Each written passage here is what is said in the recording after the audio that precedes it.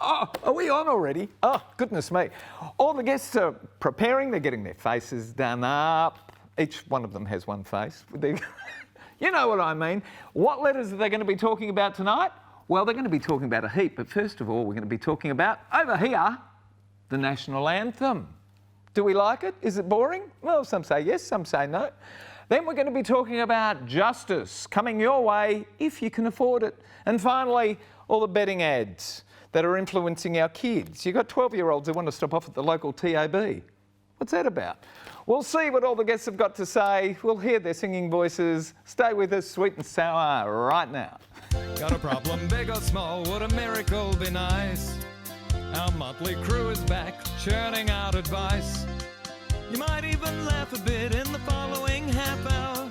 Park your backside on the couch, cause baby it's time for Sweet and Sour. Right here on Sweet and Sour. How's the sugar in there, baby? It's time for Sweet and Sour. How's about some chili? It's time for Sweet and Sour. Oh. Good evening, everyone. Welcome to Sweet and Sour. Lovely to have your company. Gary Mitchell with you for the next chat-filled half hour. Who have we got on the show tonight? Well, a couple who you haven't seen for about 2 years. My mate Peter's first in. Hello, mate. How are you, Gary? It's been a long time. I'm really well. Geez, you're sitting till 2 a.m. in the morning sometimes. Sometimes. No wonder we haven't seen you on this show for a little while. I've been a bit busy with other things, you know. Yes, I do know. Life. Like life. Yeah. And it happens. How are you now? I'm great. I am feeling fantastic, 100% and ready to go. I'm glad. Because if you've seen some of the letters tonight, you need to be ready to go. You mightn't have a parliamentary career after you've done some of these letters. Just be careful. Be careful. I've survived here before, you know. You have. Just. Well, they're by pretty skin of my innocuous. teeth. There's no real political issues in there tonight. They're all about various things in life. Anything can be turned into a political issue by a good spin doctor. Come on. Spoken like a true Polly. Hello, Deanna. Hello. How are you? Really good. You've been climbing lately? Yeah, well, actually, we're just back from the Youth National Indoor Climbing Championships in Sydney. Wow. So I didn't know you qualified anymore. no, I didn't climb. My children climbed. Both of the kids climbed, and Dave, my partner, and I photographed the 3-day event. It was amazing. 300 children, and like parents and support staff and everything. 300 children. Wow. In one gym, everyone came home with the flu. Every single person. Yikes. Oh, I'm going to No, I'm well now. It was weeks and weeks ago. I'm good. Okay. I stayed miles away from everybody. Okay. No, I'm not sick anymore. You won't mind if I'm over here like this. Oh my every- gosh. Oh. Would I have come on the show and spread germs? No. No, I'm a Alex nice might person. have. I know what you get up to during the week. I haven't been sick in ages. Oh, good for you. Then I'll move back over here. How are you? I'm good, thank you. What is If I Were a Giraffe? That's the unit I did at uni. In illustration, we had to make a comic, so I've got my first comic out. And well, hang on, where are we going to see them? Because they're all... At the Perth Comic Arts Fair on the 6th of July at ECU campus in Mount Lawley. For those of you who are in Perth, fantastic. Manolaki, it's been a while, Mitch, mate. how are you? Almost as long as it's been with Pete. Have you two been off together somewhere? No. You just don't invite us back. That's We're too political. Manny, the last time you were on here, you had hair. What's that about? Has been a while. It's been a long time. Nice to see you, mate. Here we go. Letter 1. Keep Oz singing. Yeah, it's not just the words that need changing, it's the whole song. I don't like Advance Australia Fair as our national anthem. It's not stirring or uplifting, it's just boring. How many even know what the second verse is or what girt by sea means? Does the panel agree if we're in the business of changing the anthem's words to make it more inclusive, why don't we have a competition to create some anthemic choices and then have a national vote on it? Oh, it sounds vaguely familiar. We've done that before a generation ago. Why should I have to accept something that I had zero choice in? It was all decided before I was around. At least if it's put to the vote and people still choose Advance Australia Fair, we've all had a say. And it should be done every generation. That's an interesting point. Change the words, change the lot because it's just dull and meaningless to the majority. And it comes to us from Kaya of Preston in Victoria. Deanna, do you like our national anthem? Oh, I could take it or leave it. Oh, you know, you don't have find it stirring look, either? No, not really. But the thing that stuck out to me the most about this letter is the concept of having a vote. Are you guys familiar with Boaty McBoatface? Yes. Yes. And Ferry McFerryface. Okay, we're going to finish up with something bizarre. So Boaty McBoatface, if you don't know what this is, in the UK there was a public vote on the name of it was a polar research vessel. It's not just a tugboat, it's a polar research vessel. David Attenborough launched the thing and it's called Boaty McBoatface. No, they renamed it to David Attenborough, Sir David Attenborough. After that? They did. Hang on, I've got it in my phone. Yeah, no, it was Well, regardless, No, that but was they it. have- no, So they they had to went over overturn it, it. right? Yes, So they if they overturned it, they overturned it. But there's a ferry in Sydney called Ferry McFerryface. Yeah, they did it. And honestly, if you give the public the Oh, option, no. they will come up with all sorts of weird stuff. So, maybe we do it that way, but can you imagine? Can we filter it, Pete? Oh my God. Can we give them the say? And what do you like about the anthem? Oh, look, I find it totally inoffensive, one way or Inoffensive. another. Yeah. Totally inoffensive. And when you're in a context overseas in particular and you hear some Aussies singing the national anthem, you join in. But I'm a bit worried about what Deanna says and where I might be coming from, because most of my friends would want something like K-San by Cold Chisel or Run to Paradise by the Choir Boys as a national anthem. And I reckon that's pretty good. Pretty all right. So if that was our national anthem, I'd be singing louder and prouder than ever before, Gary. Pete So, does like heavy metal. Yeah, we I should do. tell I do everybody. fess up. Oh. But All right. I do think there are bigger issues to fry in this country than the words to our national anthem, I got to say. Manny, how many times have you sung the anthem when you were out there fronting bands? None, I can't say. But when I was a child, I used to have to put a hand on the heart and sing God Save the Queen. So Advance Australia Fair is far more better than that. But That was about the last time we had you on the show, too. yeah. But what I really write, I don't want to change it every generation because it has to be all inclusive. Today it'd be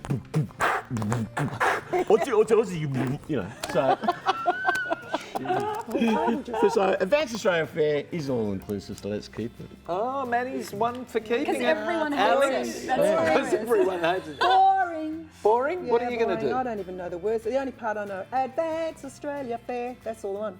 Australians, let us Isn't all that enough? rejoice, for we are what?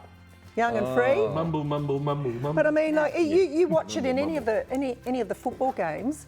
You watch those players. None of them really know the words. So is it an education process? No matter what tune we introduce, half the people aren't I going to think know it should be something a little bit more Australiana rather than. It's pretty Australian What, like a at the bunyip in a moment. waterhole? No, I don't know. Just I don't know. We don't know. No, none of us know, but we asked you at home if you knew. Do you feel a strong connection to the national anthem Advance Australia Fair? Here's what you said. Half the people said yes, half the people said no. 53% versus 47%. That's pretty inclusive, isn't it? Well, That is your maybe. point made. You often get those sort of answers when people are just, I Don't care. But that's it. You Right? flip If a it's not coin. polarising one way or another, it's probably servicing the needs of everyone. Servicing the needs of everyone. That's what we do here on Sweet and Sound. When we come back, we're going to be talking about justice Dun, dun, in the school canteen. Don't go away. More of Sweet and Sound coming up. Pie and sauce. Right here on Sweet and Sour. Pass the sugar on me, baby. It's time for Sweet and Sour. It's time for Sweet and Sour. Welcome back to Sweet and Sound. Now, if you'd like to send us a letter, send it to one of these social media contact points appearing on your screen right now. There it is. Website, Instagram.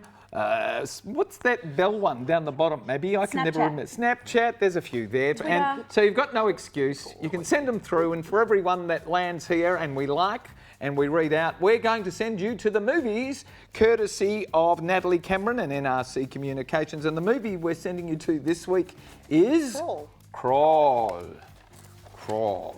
What was that out of? The Crawl. No, that was Get That was in a Smart. That was a movie. Crawl. Never mind. Here we go. Canteen Cop. They'll crawl. There's Sweet and Sound. So there I was on canteen duty, as I have been for the last 9 years as a volunteer mum at my two boys' very expensive private school, when a 12-year-old child stole a wrapped food item after paying for a drink. He'd done it before. Well, I grabbed his arm gently and marched him up to our canteen boss, who deals with all those issues, and it turned into an utter joke. Seriously, it used to be a simple process of having the boy acknowledge his error and apologise, But not anymore. It seems the more money you have, the more you can buy justice in this modern material world. After I was interviewed 4 times by 4 different people over 2 weeks, the school's principal, who looked like a sheepish waste of space when he came to tell the staff of the outcome, told us that as a result of the boys' parents engaging legal counsel, the school was forced to apologise to the child and his parents received a statement signed by the principal saying canteen staff had been in error. What is this boy going to learn? What are his peers going to learn because of his bragging to them of the outcome? What should have happened here? How do we stop these obscene lack of proper values from taking hold in our society? I really am disappointed in the school where I have the 2 boys. Brenda of St. Peter's in South Australia. Pete, first to you. What should have happened there, mate?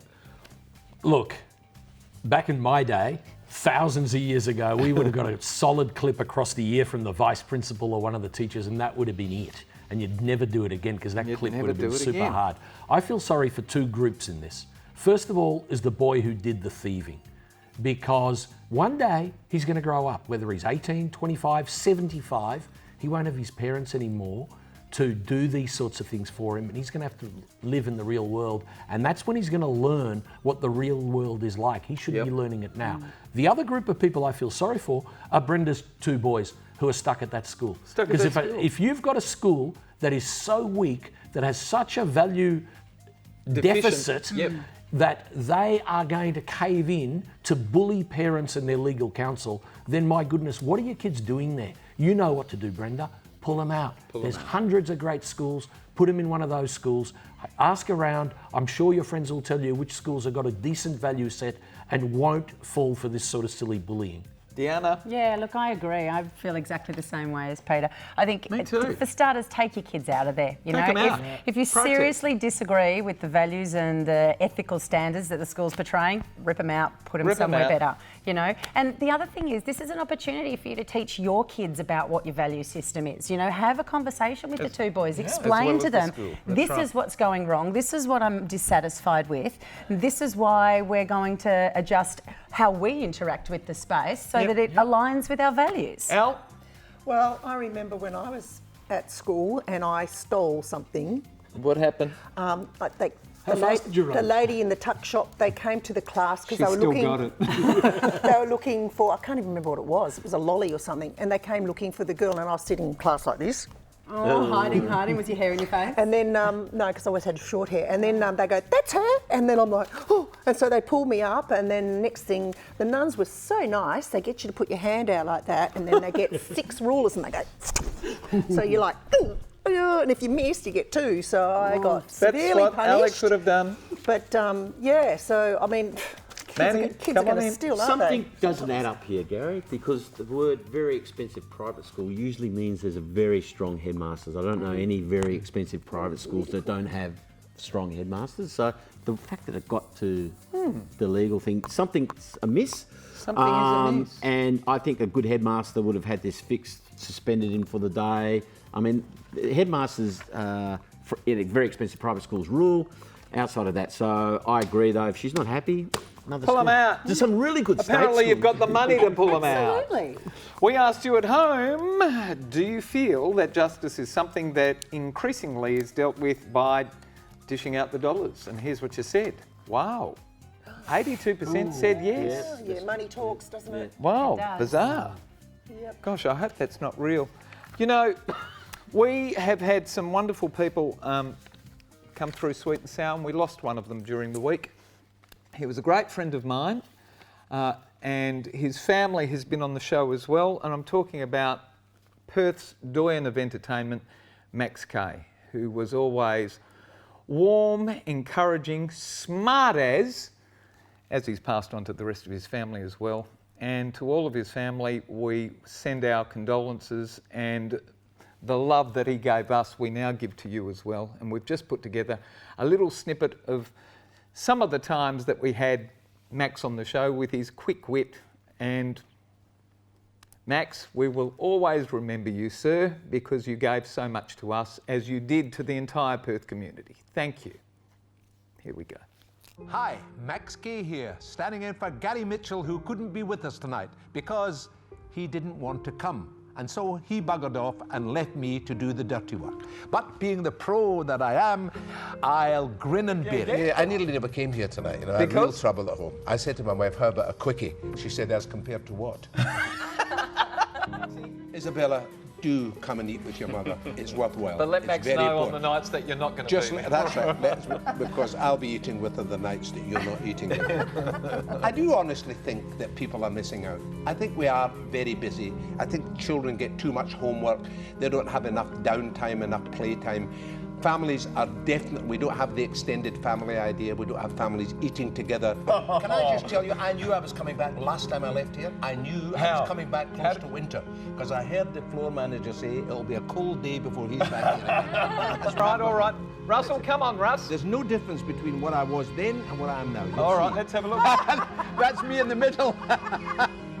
Can you close up? That's me with the legs apart. That was my rock and roll group. Where is that taken, Max? The Archangel. Hi, Max Kay standing in for Gary Mitchell. No, he's not in rehab. In fact, he's on a very special course. He's thinking about giving up half his sex life. Unfortunately, he can't decide which half, thinking about it or talking about it. It was a good story, but I don't think you're getting away with it. I think bringing the old boyfriend into the house, not such a good idea. Great work, if you can get away with it, but no chance, and it certainly wouldn't happen in my house. So there you are. We'll be back with you in a few moments. Good evening. I'm Gary Mitchell. No, I'm not. 10 years from now, I'm Gary Mitchell. So much again for joining. Please give them a wave. It's very nice being here. Thank you. Bye. Bye.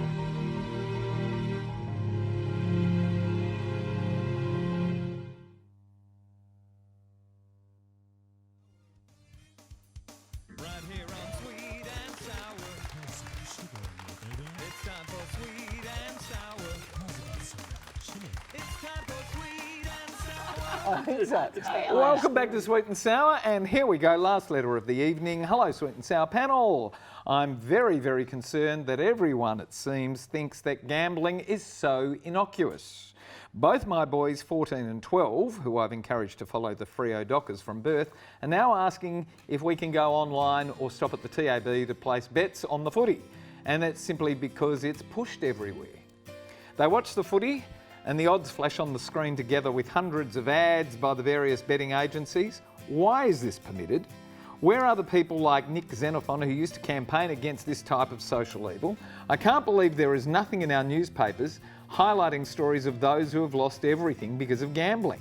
I think all of us can even name several star footballers of the past whose livelihoods were ruined because of betting addiction. My boys love watching the front bar, but the betting advertising is rife, and the program even has a full segment devoted to betting on Mix Multi. We live in an age where we're not allowed to say this and that, but we can still allow big TV and betting companies to inflict long-term pain on many Aussies by inducing them into the betting arena. Panellists, what can we do? Max of East Fremantle in WA. Alex?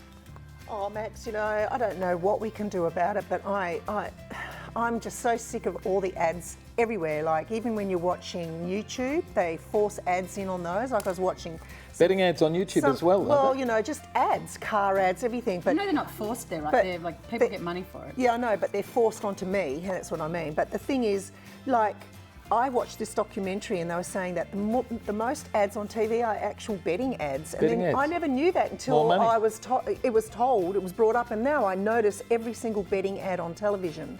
And it's just Got to be ridiculous. able to do something. Manny, what are we going to do? I think there should be restrictions on advertising in terms of ads. I think there's restrictions for alcohol. Yeah, of course. it's- Yep, and cigarettes family and all that Cigarettes. and cigarettes. Yep. So- Alcohol. So betting fits in with that. The other thing is though, let me tell you, if your kids want to bet at 14, if they're savvy with the internet, they're betting. Oh. Yeah, they can.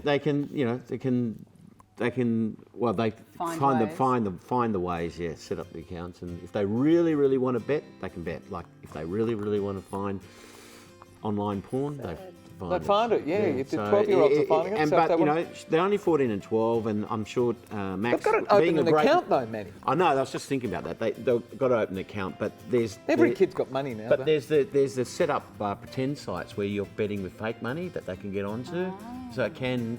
Which just enforces the habit, doesn't it? Yeah. So you have to be careful. Pete, do we have any local legislation on this? Or We do actually, and if you were watching the Rugby League State of Origin, you would have noticed it got blacked out at one point because they were running in-game ads, and you can't have them here in Western Australia. Yay. But the fact is, you can pass as much legislation as you like. Manny's right. This stuff is out there on the internet. It's pernicious. It's everywhere. Here's what you do. You teach your kids from very young that this is a mugs game. Yeah. This is an absolute stupid mugs game. No matter how good you are as a bettor, over time, the best return you can get is 85% of your money. So you're going to give away 15% of your money if you're really good at it. So Or don't just really do lucky. it. Or lucky. Yeah. Or you can be lucky once, you can be lucky twice, but if you're addicted, you're not going to be and you're not lucky. lucky, It's yeah. a zero-sum game. 85% of 85% of 85% ends up with zero. So please don't do it. And that's what you teach your kids. Because you know what? They're going to walk out of the house one day. They're going to see the ads. We used to have the ads in the paper. Remember the form guide in the middle of the paper and all of that sort of stuff. It's always been around. Don't do it. Yeah. And Last tell your word. kids not to do it. Deanna, Oh, I just agree with everything that was just said just then. Can you vote for me? Just a teach, ditto. just teach your kids. probably does. Teach your kids. It's the same with everything. Look, porn is highly available. Gambling is highly available. There's all sorts of crap that's highly available. Teach your kids not to Today's engage. Technology, though, everything's internet technology. It's Guess what? We've got to go. We're so addicted to On it. that, on that note, Don't go to the TAB though. Don't go yeah, we're all off to the TAB, folks. Good night, Pete. I got no- Terrific Good night, to mate. have you back, mate. Always great to be here. Good on you. We'll see you Have fun. soon, hopefully, then, on a non-sitting week. Let me know. I'll be here. Terrific. Deanna? Yes. See you at the top of that rock climb. Sometime. Sometime. We're going to see this where? At ECU Mount Lawley, 6th of July. Fantastic. For those of you in the east, you can't get there. All right. Manny, terrific to have you back, Good to mate. see you. Anytime. I hear you're actually performing for us next time we go. Playing the drums, yes. Exciting. There you go. He said it. I didn't. He said it. Thank you. Fantastic. Good to have you. Thank all of our wonderful guests. Thank our terrific crew, and thanks for having us at home tonight, Australia. Good night, everyone. See you next week. Bye-bye.